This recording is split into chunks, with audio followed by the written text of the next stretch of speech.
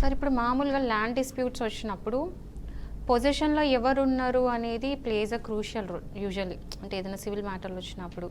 So position వాటికి సంబంధించి మన ఆడియన్స్కి అంటే మన వ్యూవర్స్కి ఏం చెప్తారు సార్?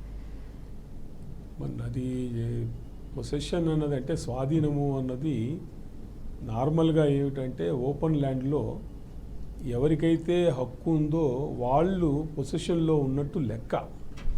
చట్టపరంగా అంటే ప్రిజంప్షన్,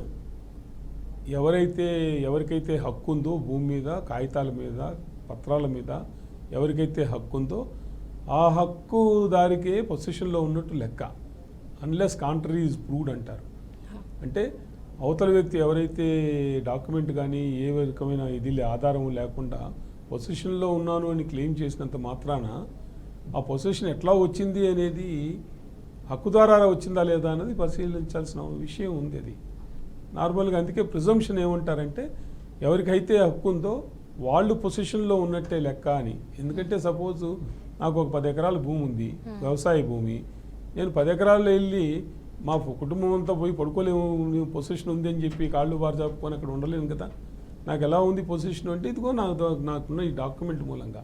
అవతల వ్యక్తి పొజిషన్లో ఉన్నానని క్లెయిమ్ చేసినప్పుడు నువ్వు ఏ హక్కుతో పొజిషన్లో ఉన్నావు, ఎలా ఉన్నావు అని చట్టపరంగా దాన్ని ఇంప్లిమెంట్ చేసేవాళ్ళు అడగాల్సిన బాధ్యత వాళ్ళకు ఉంది.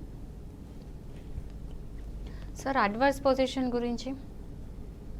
అడ్వర్స్ పొజిషన్ అది ఒక పెద్ద సబ్జెక్ట్ అమ్మా. దానికి చాలా పద్ధతులు అంటే సూత్రాలు ఉన్నాయి. ఆ సూత్రాలన్నీ అడ్వర్స్ పొజిషన్ మీద ఎవరున్నారో వాళ్ళు క్లెయిమ్ చేసుకొని ప్రూవ్ చేసుకోవాల్సిన అంశాలు అవన్నీ. అవి ఒక రకంగా మనం ఈ రకమైన న్యాయవేదికలో అంటే చర్చించాల్సిన విషయాలు కాదు, చర్చించగలిగిన విషయాలు కాదు. అంటే చాలామంది మాకు సామాన్యులు కాల్ చేసి పేదవాళ్ళు ఫోన్లు చేస్తూ ఉంటారు సార్. అంటే ఎవరైతే కనీసం లాయర్ని కూడా మేము అప్రోచ్ అవ్వలేము అనుకునే వాళ్ళు కూడా చాలామంది ఉంటారు. అసలు కోర్టులు ఈ న్యాయ సంబంధించిన వ్యవస్థ అంతా కూడా డబ్బు చుట్టే నడుస్తుంది. డబ్బున్న వాళ్ళకు ఒక విధంగా న్యాయం జరుగుతుంది, డబ్బు లేని వాళ్ళకు ఒక విధంగా న్యాయం జరుగుతుంది అనే ఒక అపోహ ఉంది. ఇది నిజంగానే వాస్తవంగా అలా జరుగుతుందంటారా సార్? నేను ఆ విషయంలో మీతో ఏకీభవించను.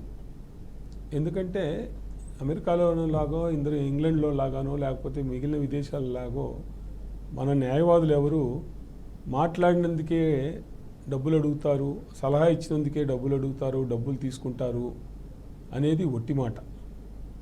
మీకు ఫోన్లు చేసేవాళ్ళు వాళ్ళు అమాయకులన్నా కావాలి, లేదంటే ఏదో ప్రశ్న అడగాలి కాబట్టి రేడియోలో నా పేరు వినపడాలంటే ప్రశ్న అడగాలని చెప్పి, లేకపోతే టీవీలో నా పేరు వినపాలంటే ప్రశ్న అడగాలనే టైప్ వాళ్ళు కూడా ఉంటారు కొందరు. అంటే వాళ్ళేం నేను తప్పట్టును, అదొక ఆకాంక్ష. కానీ నాకు తెలిసినంతవరకు న్యాయవాదులు ఎవ్వరూ కూడా చిన్న ఊళ్ళో కానీ పెద్ద ఊళ్ళో కానీ మన భారతదేశంలో, మన ఆంధ్రప్రదేశ్ కానీ మన స్టేట్స్లో ఎక్కడ కూడా సలహా ఇవ్వడానికి నువ్వు ఇలా చేసుకో, అలా చేసుకో, ఇలా చేసుకుంటే బాగుంటుంది అని చెప్పి సలహా ఇవ్వడానికి డబ్బులు ఏదో అడిగేసేసి వాళ్ళని ఏదో పీడిస్తారనటం కరెక్ట్ కాదు. నా అనుభవంలో ఇన్ని సంవత్సరాల్లో ఎన్నోసార్లు అసలు ఇవ్వగలిగిన వాళ్ళ దగ్గర కూడా డబ్బులు తీసుకోకుండా అడిగేసేసి పోయేవాళ్ళు. ఎందుకంటే మనం ఒకటి గమనించుకోవాలి, మన సంఘంలో, మన సొసైటీలో ఎవరి దగ్గరికి వెళ్తాం న్యాయవాది అంటే మనకు తెలిసిన వాళ్ళ దగ్గరకో, బావమరుదో, అన్నో, తమ్ముడి ఫ్రెండో ఎవరో ఒక రిఫరెన్స్ లేకుండా ఏ న్యాయవాది దగ్గరికి వాళ్ళకి సబ్జెక్ట్ బాగా తెలుసు అని చెప్పి ఎవరు వెళ్ళరు. ఎందుకంటే అన్నింటిలోనూ ఇది ముఫ్సలి ఏరియాలో చిన్న ఊరు. ఆ ఊర్లో అంతా కలిపితే జనాభా 1 లక్ష ఉంటుంది, 2 లక్షలు ఉంటుంది. ఆ 2 లక్షల మందిలో ఒక 20, 30, 40 మందో లాయర్లు ఉంటారు. ఎవరెవరిని అడిగినా కూడా రిఫరెన్స్ ద్వారానే వెళ్తారు. ఆ రిఫరెన్స్ ద్వారా వెళ్ళినప్పుడు వాటితో 10 నిమిషాలు మాట్లాడిపోయినందుకు డబ్బులు అడిగిన దాఖలాలు లేవు, డబ్బులు ఇచ్చిన దాఖలాలు లేవు. నిజంగా ఒకవేళ ఆ రకంగా డబ్బులు అడిగారు అని అంటే ఆ కేసులో నిజంగా అంత వాల్యూ ఉంది కాబట్టి దానికి వెనకాల ఒక న్యాయవాది 10 నిమిషాలు సలహా ఇవ్వాలి అంటే దాదాపు 100 గంటలు వెనకాల చదువు ఉండాలి. సమాధానం అలా ఊరికనే రాదు. మనం డాక్టర్ దగ్గరికి వెళ్తాం, డాక్టర్ గారు నాకు ఇలా రోగం అని చెప్తూనే ఆయన 5 నిమిషాలు ఏదో చూసేసి ఒక ట్యాబ్లెట్ రాసిస్తాడు. ఆయన రాసిచ్చింది ఆ ట్యాబ్లెట్ పేరు నీకు తెలుసు నాకు తెలుసు, కానీ మనం వేసుకోమే. అదే డాక్టర్ రాసిచ్చింది వేసుకుంటాం. ఎందుకు? ఆయన అదంతా 10 సంవత్సరాలు అది ఆయన మెడిసిన్ చదివాడు, ఆ మెడిసిన్ గురించి చదివాడు, ఆయన మీద నమ్మకం. ఇక్కడ కూడా అంతే, న్యాయవాది కూడా అంతే. అంటే బేసిక్గా సార్ జడ్జిలు కానీ మిమ్మల్ని అడగచ్చో లేదో నాకు తెలియదు, కానీ డబ్బులు తీసుకుంటారు అని అంటూ ఉంటారు. మనకు తెలిసి ఒక జడ్జి పేరు కూడా బయటకు రావడం జరిగింది.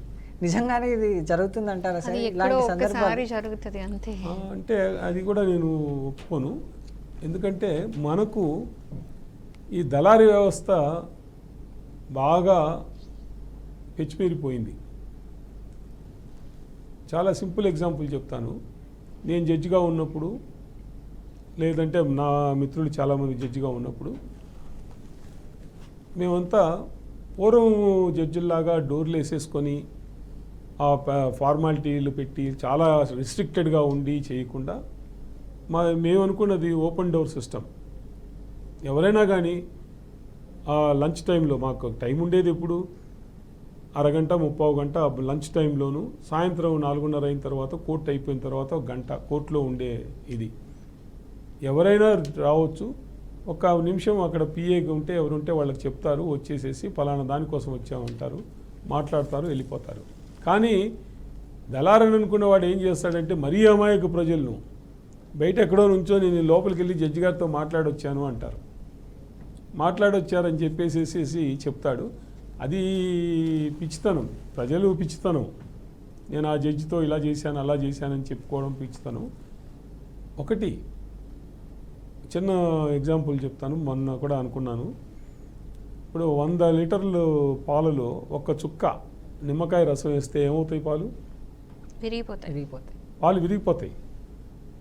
అదే 100 లీటర్ల విస్కీలో 1 చుక్క, అంటే విస్కీ అని ఎందుకు చెప్పానంటే ప్రజలకు చాలా ఇష్టమైన విషయం, చాలా మందికి కనెక్ట్ అవుతారు. ఎందుకంటే గవర్నమెంట్కు అంతటి సొమ్ము వస్తుంది అని అంటే దాని మూలంగా వస్తుంది కాబట్టి. ఆ 100 లీటర్ల విస్కీలో 1 చుక్క నిమ్మకాయ రసం వేస్తే ఏమనుకుంటారు? అదేమన్నా తేడా కనపడుతుందా? న్యాయ వ్యవస్థ గురించి మనమందరం ఏమనుకుంటామంటే అంత స్వచ్ఛంగా ఉంది అని అనుకున్నప్పుడు ఎక్కడో ఒక ఇన్సిడెంట్ ఏదో జరిగితే దాన్ని ఇంతగా చూపించడం జరుగుతుంది. మనకు మొత్తం భారతదేశం అంతా కలిపితే ఇవాళ హైకోర్టులో ఉన్న న్యాయమూర్తులు అందరూ కలిస్తే 1200 మంది, శాంక్షన్డ్ స్ట్రెంగ్త్ 1300 మంది. అందులో ఇవాళ వర్క్ చేస్తున్న వాళ్ళు 700 మందో 800 మందో, అంటే ఆల్మోస్ట్ 1/3 ఖాళీగా ఉంది. ఈ 700 మందిలో మరి నువ్వు 140 కోట్ల జనాభాలో 700 మందిని కంపేర్ చేసుకుంటే ఎక్కడో ఏదో ఇన్సిడెంట్ జరిగితే మొత్తం సిస్టానికి ఆపాదించడం అనేది కరెక్ట్ కాదు.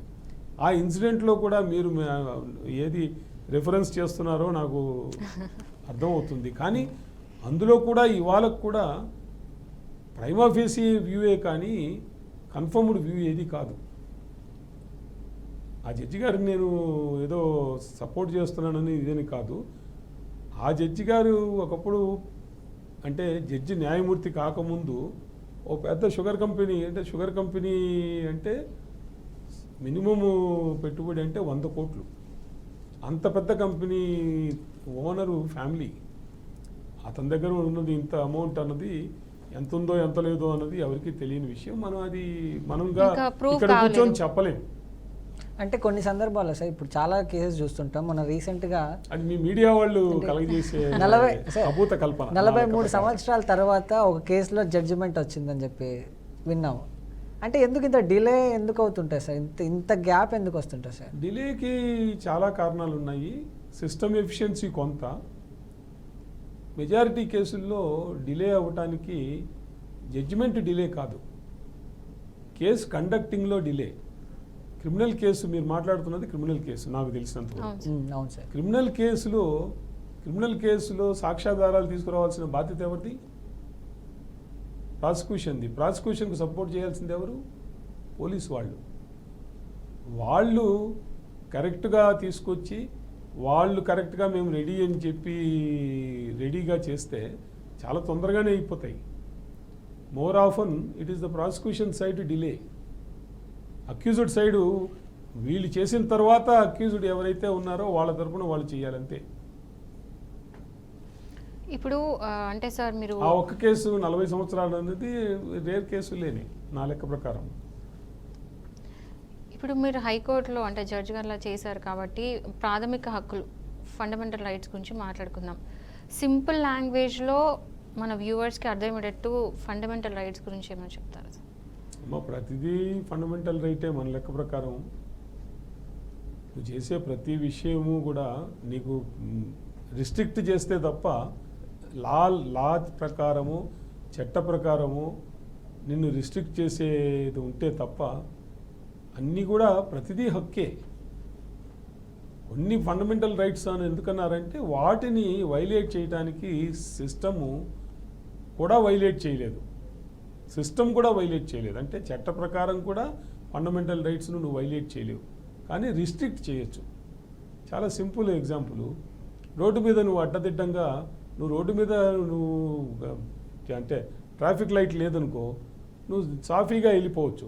ట్రాఫిక్ లైట్ ఉందనుకో, అది నీ fundamental right of going across is getting restricted because of red light.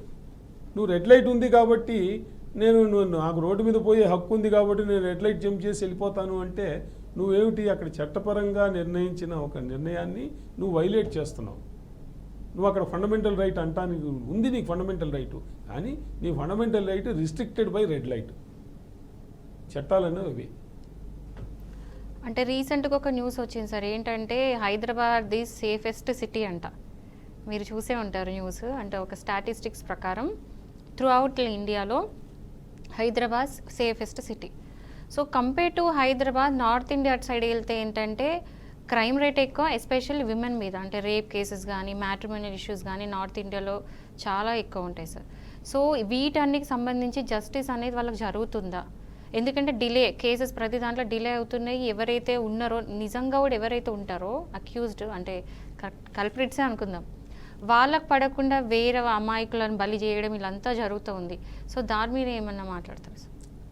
North ఇండియాకు సౌత్ ఇండియాకు చాలా తేడాలు ఉన్నాయి. అవి సామాజిక పరంగా ఉండేవి, తర్వాత అక్కడున్న కట్టుబాట్లు అయితేనేమి, మొదటి నుంచి ఉన్న రీజన్స్ అయితేనేమి. అంటే మనం దక్షిణ భారతంగా చూసుకుంటే మనకు యుద్ధాలని కానీ వార్లని కానీ ఇంకోటి ఒక దండయాత్రలని కానీ లేవు. కాబట్టి ఎప్పుడు చూసినా కూడా మన సంఘంలో, మన దక్షిణ భారతదేశంలో అమ్మాయిలు అనే వాళ్లకు, ఉమెన్కు ఫ్రీడమ్ ఎక్కువ. సామాజిక పరంగాను లేకపోతే ఈ యుద్ధాల మూలంగా అయితేనేమి, వేరియస్ రీజన్స్ అయితేనేమి, మొదటి నుంచి కూడా నార్త్ ఇండియాకు వచ్చినప్పుడు నార్త్ ఇండియాలో రిస్ట్రిక్షను వాళ్ళని ప్రొటెక్టెడ్గా ఉండడం కోసం లోపల పెట్టారు. దాన్ని ఒక తరం తర్వాత ఏమైంది అంటే దాన్ని ది మేల్ డామినేటెడ్ సొసైటీ కింద అయిపోయి ఉమెన్ బికమ్ సబ్సర్వియంట్. ఎడ్యుకేషన్ లేకపోవటము, ఎడ్యుకేషన్కు వెళ్ళకపోవటము, దాని మూలంగాను తర్వాత అక్కడున్న సొసైటీ పరంగా అవసరాన్ని బట్టి ఇవి చాలా సామాజికమైన విషయాలు. అవి మనం అంత ఈజీగా ఒక రకంగా ఈ వేదికలో చర్చించగలిగిన విషయాలు కాదు సార్. అంటే మీ